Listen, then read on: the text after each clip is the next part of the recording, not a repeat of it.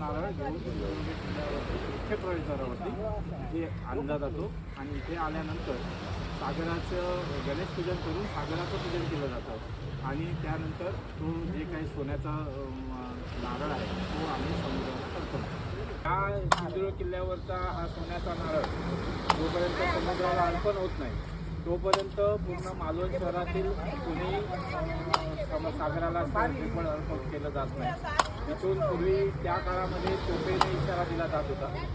त्यानंतर मालवणच्या लोकांना कळायचं की सिंधुदुर्गचा नारळ हा पाण्यामध्ये सोडलेला आहे, अर्पण केलेला आहे.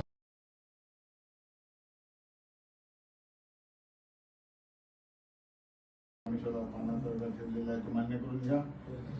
आजपासून नारळी पौर्णिमेचा उत्सव सुरू झालेला आहे. नंतर उद्यापासून अष्टमीचा उत्सव सुरू होणार आहे. सर्व कार्यक्रम आपल्या आनंदात सर्वांकडून पार करून घ्या.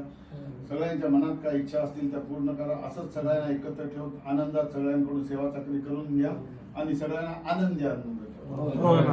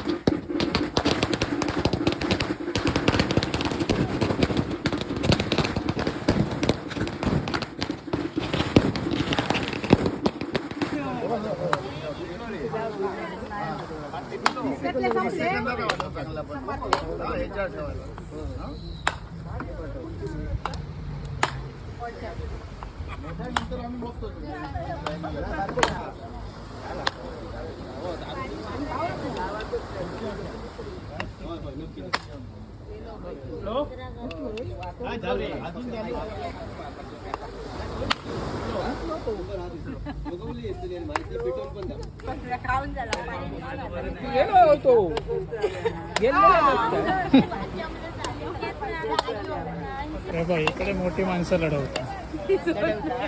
हो, आई आहे लेग आणि आई.